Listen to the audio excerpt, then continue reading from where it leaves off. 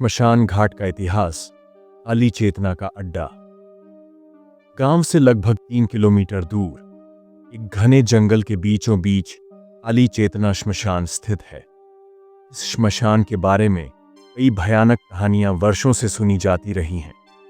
बुजुर्ग कहते हैं कि यह सिर्फ एक श्मशान नहीं बल्कि एक शापित भूमि है जहां आत्माएं मुक्ति नहीं पाती। यहां जलाए गए शवों की राख महीनों तक ठंडी नहीं होती और कई बार तो बिना किसी कारण ही चिता से लपटें उठने लगती हैं। पुरानी किंवदंती। तांत्रिक सोमराज और यक्षिणी का श्राप। करीब 100 साल पहले इसी श्मशान में एक भयानक तांत्रिक सोमराज तंत्र साधना किया करता था। कहा जाता है कि उसकी शक्ति इतनी बढ़ गई थी वह यक्षिणी को अपने वश में करना चाहता था जिससे उसे अपार धन संपत्ति और अमृता प्राप्त हो सके। कई वर्षों तक उसने रात के तीसरे पहर तांत्रिक अनुष्ठान किए। धीरे धीरे श्मशान में अजीब घटनाएं घटने लगीं। रात में शवों की चिताएं अपने आप जलने लगतीं। हवा में किसी के हंसने की आवाजें आती और कई बार जलते हुए शवों के बीच किसी स्त्री की परछाई दिखाई देती। एक रात जब सोमराज ने यक्षिणी का आह्वान किया वह प्रकट हुई, लेकिन वह बेहद क्रोधित थी।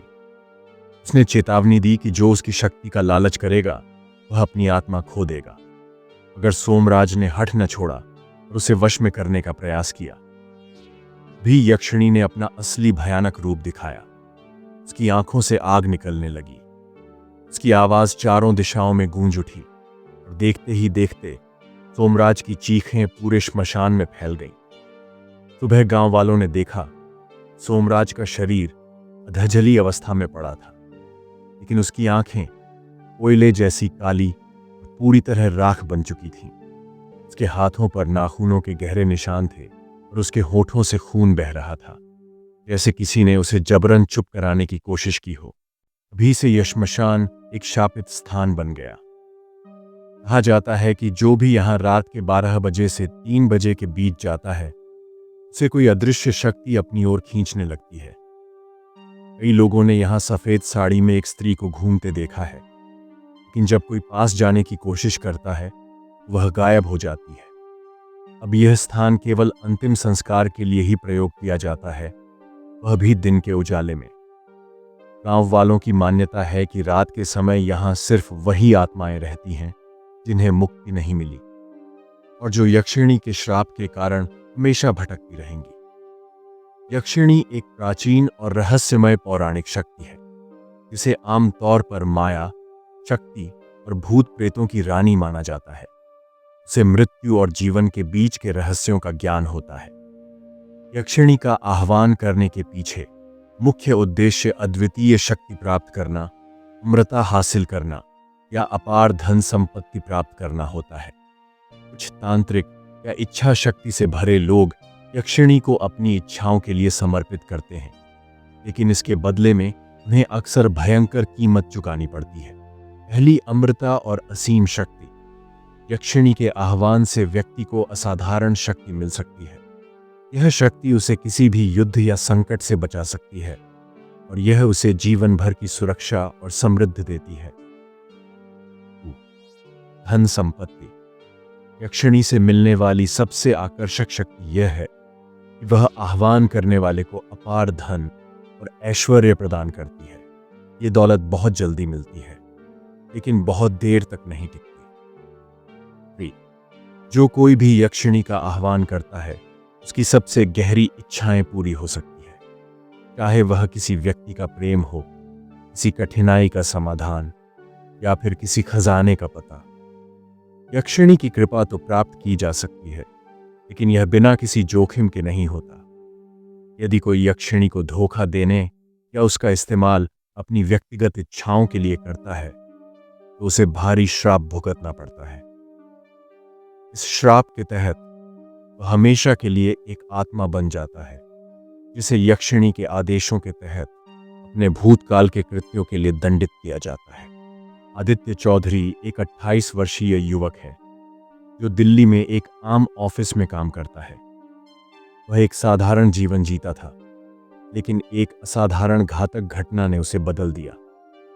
आदित्य की जिंदगी में कुछ महीने पहले एक भयानक घटना घटी। उसकी मां का निधन एक असामान्य दुर्घटना में हो गया। गांव में यह अफवाह थी कि उसकी मां को काली चेतना ने अपने जाल में फंसा लिया था और यक्षिणी के श्राप के कारण वह बेमौत मरी। आदित्य ने अपनी मां के मरने के बाद यह कसम खाई कि वह अपनी मां के भूत को शांति देगा और यक्षिणी के रहस्यों का पता लगाएगा। आदित्य एक बुद्धिमान और जिज्ञासु व्यक्ति है, लेकिन उसकी बुद्धि अब उस अंधेरे रास्ते पर जा पहुंची है जिसे वह छोड़ नहीं सकता।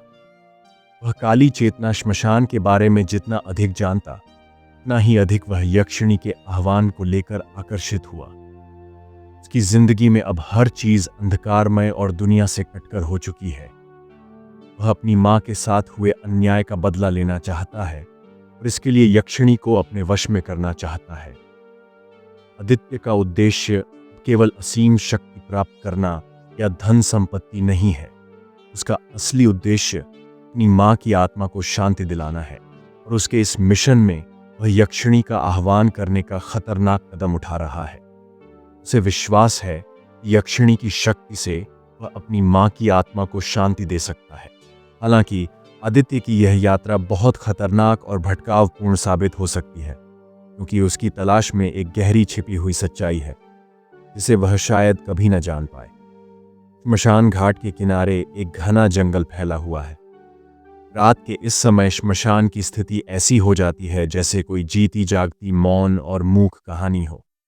यह वह जगह है जहां वर्तमान और भूतकाल के बीच की दीवार पूरी तरह से धुंधली हो जाती है।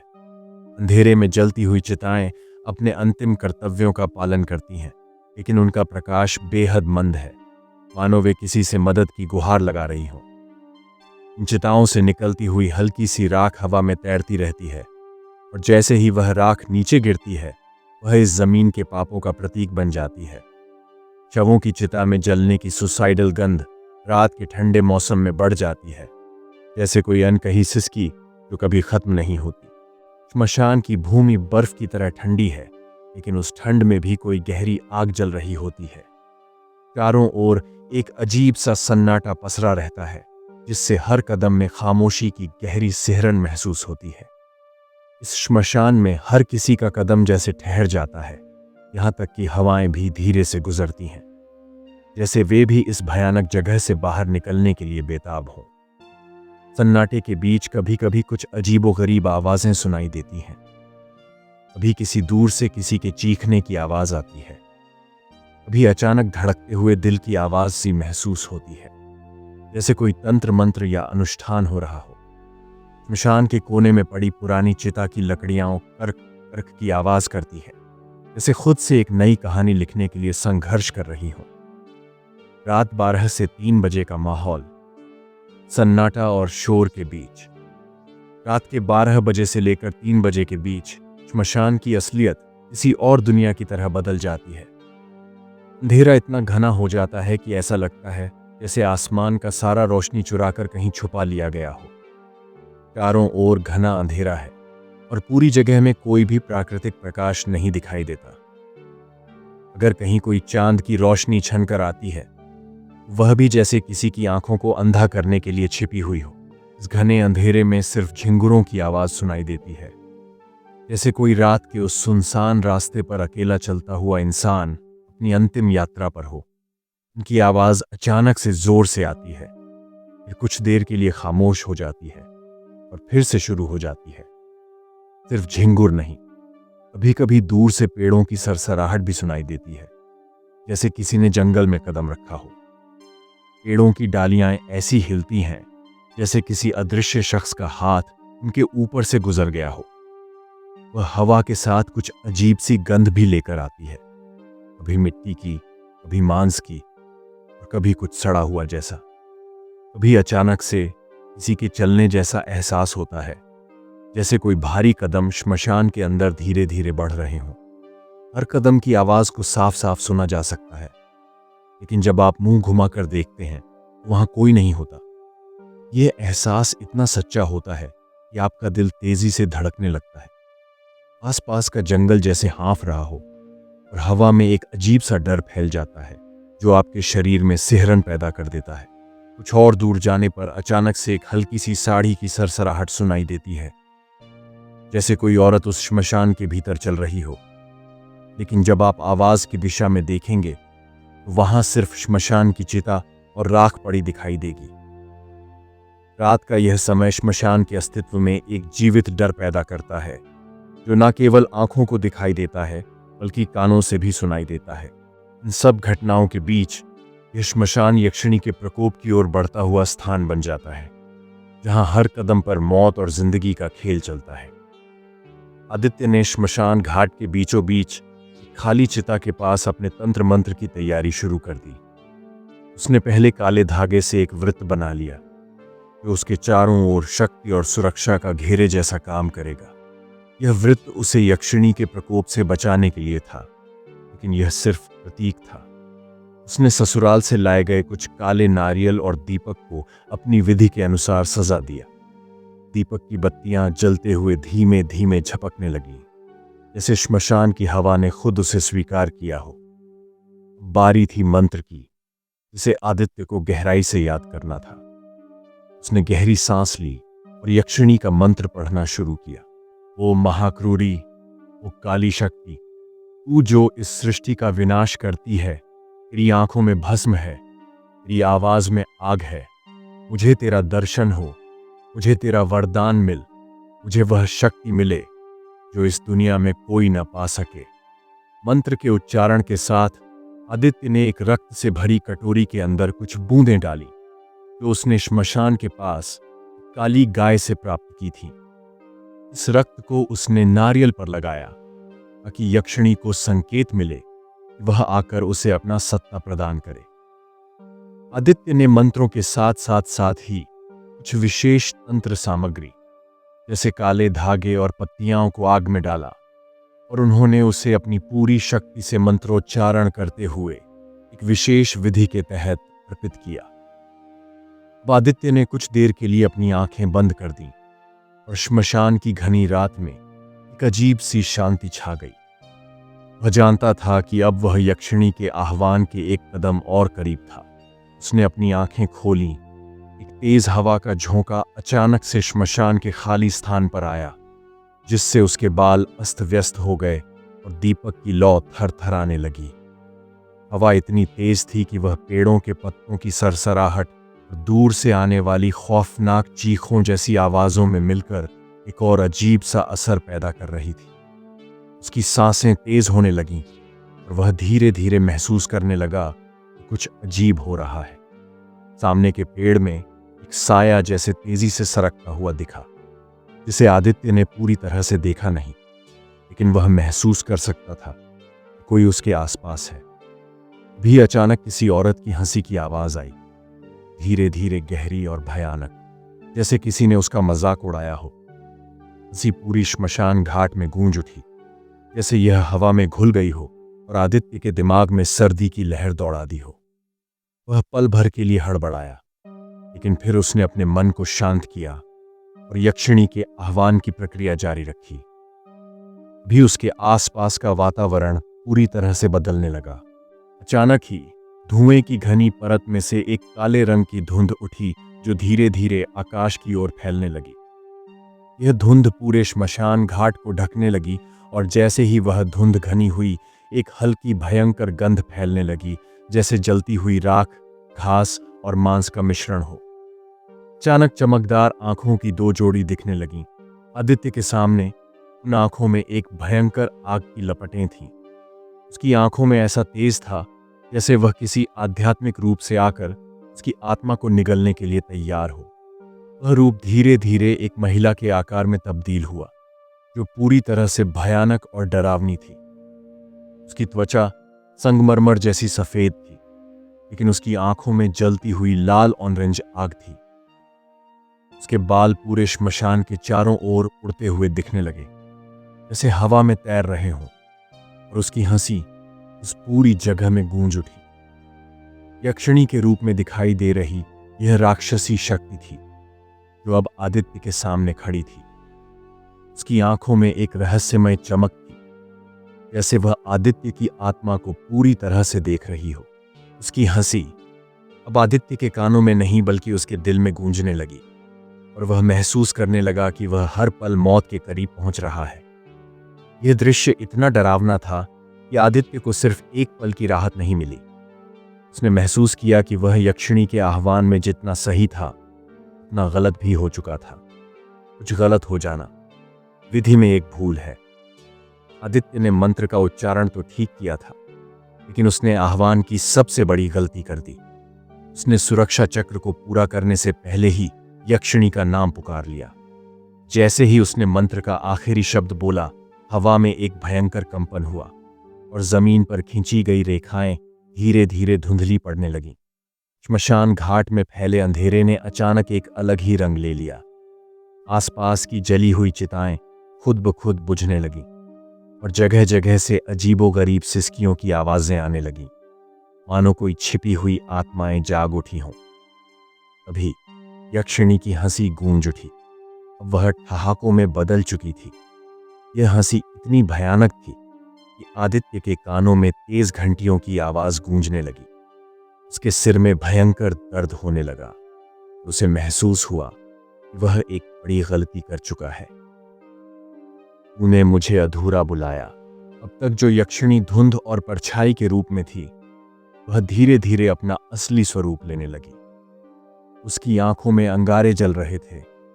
उसका चेहरा भले ही सुंदर था, लेकिन उसकी भौहें इतनी टेढ़ी थीं कि वह क्रोध से जल रही हो। मूर्ख, तूने मुझे अधूरा बुलाया है, बिना विधि पूरी किए। अब तू मेरे शर्तों पर चलेगा। आदित्य के शरीर में ठंडी लहर दौड़ गई। वह उठने की कोशिश कर रहा था, लेकिन उसे महसूस हुआ कि उसकी टांगें जमीन में जड़ हो चुकी हैं। यक्षिणी ने अपने लंबे नुकीले नाखूनों से हवा में एक इशारा किया और आदित्य के चारों ओर 4 परछाइयां प्रकट हो गईं। वे सभी इंसानों के आकार की थीं, लेकिन उनके चेहरे नहीं थे, सिर्फ काली धुंध थी। ये वे हैं जिन्होंने मुझे बुलाने की गलती की थी। अब तू इनमें से किसके जैसा बनना चाहेगा? आदित्य का दिल तेजी से धड़कने लगा।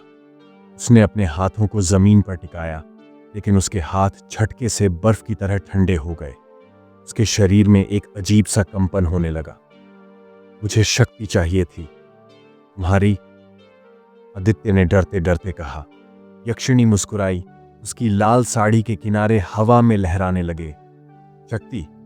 हा हा हा, शक्ति तो मिलेगी, लेकिन कीमत चुकानी होगी। उसकी आवाज अब कानों में गूंजने लगी थी, लेकिन यह सिर्फ ध्वनि नहीं थी। यह एक अनुभूति थी, एक ऐसा कंपन जो सीधे आत्मा को छू रहा था। शरीर ठंडा पड़ रहा था। आदित्य को लगने लगा कि उसकी हड्डियां जम रही हैं। उसकी आंखों के सामने अंधेरा छाने लगा। वह अपने चारों ओर देख रहा था, लेकिन सब कुछ धीरे धीरे धुंधला होता जा रहा था। उसका पूरा शरीर पसीने से भीग चुका था, लेकिन ठंड इतनी थी कि उसकी उंगलियां अब नीली पड़ने लगीं। उसका दिल इतनी तेजी से धड़क रहा था कि उसे लगा कोई उसे छूकर अंदर से खींच रहा है। श्मशान में अब सन्नाटा नहीं था। अब वहां सिर्फ उसकी तेज धड़कन की गूंज थी। बता, बलिदान क्या देगा? यक्षिणी की आवाज आई। बलिदान? आदित्य अब कांप रहा था। उसने यह सब ताकत के लिए किया था, लेकिन अब उसे लग रहा था कि यह उसकी मौत की रात बनने वाली है। यक्षिणी धीरे धीरे हवा में तैरती हुई उसके करीब आई। उसकी आंखों से निकलती हुई लाल चमक अब सीधे आदित्य की आंखों में जा रही थी, जैसे वह उसकी आत्मा को पढ़ रही हो। या तो अपनी जान देगा या किसी और की। यक्षिणी हवा में तैरते हुए आदित्य के बेहद करीब आ चुकी थी। उसकी लाल चमकती आंखें सीधे आदित्य की आत्मा में झांक रही थीं। उसने कहा, या तो अपनी जान देगा या किसी और की। आदित्य का गला सूख चुका था। उसकी सांसें तेज चल रही थीं और वह समझ नहीं पा रहा था कि अब क्या करे। वह जानता था कि अगर उसने बलिदान नहीं दिया तो यक्षिणी उसे नहीं छोड़ेगी। अभी दूर से एक अजनबी की परछाई आती हुई दिखी। यह श्मशान का रखवाला बाबा तांत्रिक था। उसने तुरंत ही स्थिति भांप ली और चिल्लाया, मत कर, ये तेरे साथ खेल रही है, तू मरेगा और इसे कोई फर्क नहीं पड़ेगा। यक्षिणी का गुस्सा भड़क उठा। उसने हवा में हाथ लहराया और अचानक बाबा हवा में उठने लगे। उनका शरीर तड़पने लगा, जैसे कोई अदृश्य शक्ति उन्हें मरोड़ रही हो। अब ये जाएगा, ये मेरा अपमान कर रहा है, बाबा चिल्लाए। मंत्र पढ़, वरना तू भी नहीं बचेगा। लेकिन आदित्य ने मंत्र पढ़ने के बजाय कुछ और ही किया। उसने गलती से सुरक्षा चक्र से बाहर कदम रख दिया। बस यही उसकी सबसे भारी भूल थी। यक्षिणी ने एक भयानक अट्टहास किया। अब उसके शरीर में एक भयानक परिवर्तन आने लगा। उसका चेहरा विकृत हो गया, उसके नाखून बढ़कर पंजों जैसे हो गए। अब तू हमेशा मेरा गुलाम रहेगा। आदित्य जमीन पर गिर पड़ा। उसने खुद को संभालने की कोशिश की, लेकिन उसका शरीर जमने लगा। उसके हाथ पैर सुन्न हो रहे थे। फिर एक तेज रोशनी चमकी। बाबा ने अपने पास रखा गुप्त रक्षा मंत्र बोलना शुरू कर दिया था। ऊं क्लीं यक्षिणी स्वाहा, ऊं क्लीं यक्षिणी स्वाहा। यक्षिणी कराह उठी। उसने आदित्य को छोड़ दिया और बाबा की ओर मुड़ी। मुझे रोक नहीं पाएगा। लेकिन बाबा तांत्रिक जानते थे कि अगर इस समय एक विशेष रेखा खींच दी जाए तो यक्षिणी को बांधा जा सकता है। उन्होंने तुरंत ही अपनी राख से एक पवित्र चक्र बनाया और मंत्र पढ़ते रहे। धीरे धीरे यक्षिणी की शक्ति कम होने लगी। उसकी परछाई धुंधली हो गई और वह श्मशान के धुएं में मिलने लगी। लेकिन जाते जाते उसने आदित्य को देखा और कहा, मैं तुझे नहीं छोड़ूंगी। जब भी अंधेरा होगा, जब भी तू अकेला होगा, मैं तुझे ढूंढ लूंगी। यक्षिणी तो गायब हो गई, लेकिन आदित्य को कुछ महसूस हुआ। उसके हाथ काले पड़ने लगे थे, जैसे उन पर किसी ने जलता हुआ निशान छोड़ दिया हो। बाबा बोले, तू बच गया, लेकिन पूरी तरह नहीं। अब तुझे इसका असर जिंदगी भर रहेगा। आदित्य ने कांपते हुए पूछा, कैसा असर? बाबा ने गंभीर स्वर में कहा, हर अमावस्या की रात जब 12 बजेंगे, ये तुझे वापस बुलाएगी, तुझे दिखाई देगी, तुझे सुनाई देगी। एक दिन जब तू कमजोर होगा, तुझे खींच ले जाएगी। आदित्य का चेहरा डर से सफेद हो गया। उस रात के बाद से हर अमावस्या को उसे कुछ अजीब महसूस होता। कोई परछाई, कोई हल्की हंसी, कोई ठंडी हवा। वह बच तो गया था, लेकिन यक्षिणी उसके पीछे थी, हमेशा। अब वहां कोई नहीं जाता। उस रात के बाद से वह श्मशान घाट बदल चुका था। जो लोग पहले रात में वहां आते थे, श्मशान के साधु, तांत्रिक या कभी कभी भटकते हुए राहगीर, अब वहां से कई मीटर दूर ही रुक जाते थे। कुछ लोगों ने दावा किया कि उन्होंने श्मशान के अंदर किसी को हंसते हुए सुना। कुछ ने कहा कि वहां जलती चिताओं के पास एक साया दिखता है जो लाल साड़ी में लिपटा हुआ है। बाबा तांत्रिक ने गांव के लोगों को आगाह किया, रात 12 से 3 के बीच यहां मत आना। अगर कोई तुम्हें बुलाए, जवाब मत देना, और अगर कोई हंसे, दौड़कर भाग जाना। धीरे धीरे गांव में एक नया डर बैठ गया। वहां की रातें और भी सुनसान हो गईं और लोग वहां से गुजरते हुए भी मंत्र पढ़ते रहते। आदित्य बच तो गया था, लेकिन उसका शरीर अब पहले जैसा नहीं था। उसके हाथों पर काले निशान बने हुए थे, जैसे किसी ने गर्म लोहा दाग दिया हो। उसकी आंखों के नीचे गहरे काले घेरे आ गए थे और उसका चेहरा बेजान लगने लगा था। सबसे डरावनी बात यह थी कि वह रात में अकेले नहीं रह सकता था। जब भी वह अकेला होता, उसे हल्की हल्की आवाजें सुनाई देती। कोई उसे नाम से बुलाता, कोई कान में धीरे से हंसता, और कभी कभी उसे लगता कोई परछाई उसके कमरे में घूम रही है। हर अमावस्या की रात जब घड़ी में 12 बजते, उसके कमरे में तेज ठंड फैल जाती। कई बार उसे लगा कि उसके तकिए के पास कोई बैठा हुआ है, लेकिन जब वह उठकर देखता तो कुछ नहीं होता। सिर्फ एक हल्की हंसी की गूंज होती, तो धीरे धीरे हवा में घुल जाती। सच्ची घटनाओं से तुलना, क्या सच में ऐसा हुआ है? ऐसी घटनाएं अकेले आदित्य के साथ नहीं हुई। कई जगहों से यक्षिणी तंत्र से जुड़ी घटनाएं सामने आई हैं। 1. राजस्थान के एक गांव में एक आदमी ने यक्षिणी सिद्धि का अभ्यास किया, लेकिन 3 दिनों बाद उसकी लाश एक पीपल के पेड़ से झूलती मिली। 2. बनारस के एक श्मशान में एक तांत्रिक ने दावा किया था कि उसने एक यक्षिणी को बुलाया था, लेकिन कुछ ही दिनों बाद वह गायब हो गया और अब तक उसका कोई पता नहीं चला। इन कुछ साधुओं का कहना है कि यक्षिणी एक छलिया आत्मा होती है। अगर कोई उसकी शर्तें पूरी नहीं करता, वह इंसान को पागल बना देती है या धीरे धीरे उसकी आत्मा खा जाती है। गांव के बुजुर्ग अब बच्चों को यही सिखाते हैं, तंत्र मंत्र खेल नहीं है, जो इसे समझे बिना करता है उसे इसकी कीमत चुकानी पड़ती है। आदित्य बच तो गया था, लेकिन क्या वह सच में जिंदा था या वह धीरे धीरे यक्षिणी की दुनिया में खींचता चला जा रहा था? शायद अगली अमावस्या की रात वह हमेशा के लिए गुम हो जाए। दोस्तों, क्या आपको लगता है कि यह आत्मा अभी भी उस गांव में भटक रही होगी? अगली कहानी किस टॉपिक पर होनी चाहिए? आपके सुझाव का इंतजार रहेगा।